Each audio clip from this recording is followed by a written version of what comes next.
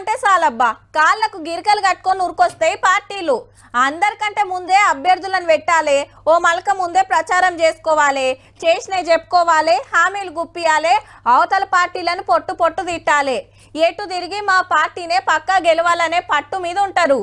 ఎన్నిక ఏదైనా పార్టీల ఆత్రం గిట్లనే ఉంటది. కానీ గీ ఎలక్షన్ తరీకే గమ్మతుంది. హైదరాబాద్ లో అసలు పోటీ రేపే. సింగిల్ సీటు కోసం ఇటు బీజేపీ అటు ఎంఐఎం. ఉత్తప్పుడే ఐసికి తైసి అనే ఈ రెండు పార్టీలు ఎమ్మెల్సీ ఎలక్షన్ లో సై అంటే సై అంటున్నా బలం బలగం చూస్తే మాత్రం పతంగిగురుడే పక్క. సిటీ కార్పొరేటర్లు, ఎమ్మెల్యేలు, ఎమ్మెల్సీలు, ఎంపీలకే ఓటక్కు. అందరిని కలిపితే 112 మంది, 57 ఓట్లు ఎవరికొస్తే గాలదే సీటు.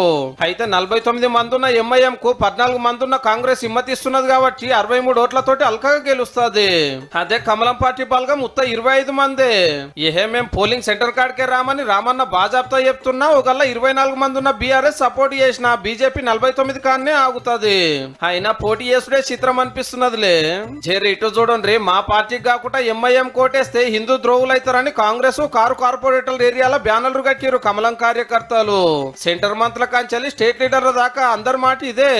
మీ డివిజన్లలో 80% హిందువులు ఉన్న విషయాన్ని మీరు గుర్తుంచుకోండి. కార్పొరేటర్లకు మీరు ఎంఐఎం కు సపోర్ట్ చేసే ప్రయత్నం చేస్తే, ఓటింగ్ కు రాకుండా ఉండే ప్రయత్నం చేస్తే మీ డివిజన్లలో హిందువులు మాత్రం నెక్స్ట్ ఎన్నికల్లో మిమ్మల్ని ఓడగొట్టడం ఖాయం. చెల్ బలం లేని కాడ పోటీ చేసుడేంది, ఇట్లా ధమ్కీలిచ్చుడేందని కాంగ్రెస్ పార్టీ వాళ్ళు రివర్స్ అరుచుకుంటున్నారు. 50 ఓట్ల అబ్సల్యూట్ మెజార్టీ తోటి ఉన్నటువంటి ఎంఐఎం గెలుస్తుంటే 24 ఓట్ల బీజేపీ పోటీ చేస్తూ హిందువులైన వాళ్ళు ఓట్లు వేయాలని రెచ్చగొడితే ఏమర్థం ఉన్నది ఇందులో? హోగల్లా ఏళ్ళకి ఇంకంటించుకోకున్నా తప్పేనట. ఆ ఎలక్షన్ మనం పూర్తిగా బాయ్కాట్ చేద్దాం. మనం అడుగు పెట్టేది లేదు, కౌన్సిల్ కు పోయేది లేదు, అడుగు పెట్టేది లేదు, ఓటేసేది లేదు. ఎన్నికలను బహిష్కరించినా కూడా ఇండైరెక్ట్ గా ఎంఐఎం పార్టీ సపోర్ట్ చేసినట్టే. అంటే ఓటక్కున్నోళ్ళంతా పోలింగ్ సెంటర్ కు రావాల్సిందే, వచ్చిన వాళ్ళు ఏ పార్టీ వాళ్ళైనా బీజేపీకి ఓటేయవలసిందే, లేకుంటే హిందూ మతానికి వ్యతిరేకమని గిట్లా డిసైడ్ చేసిరు అన్నట్టు.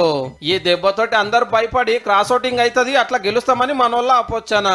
హైకమాండ్ ను కేర్ చేయకుండా కాంగ్రెస్ వాళ్ళు, పార్టీ మాటను పట్టించుకోకుండా కారోళ్ళు ఎందరొచ్చి బీజేపీ కోటేస్తారో చూడాలి మరి.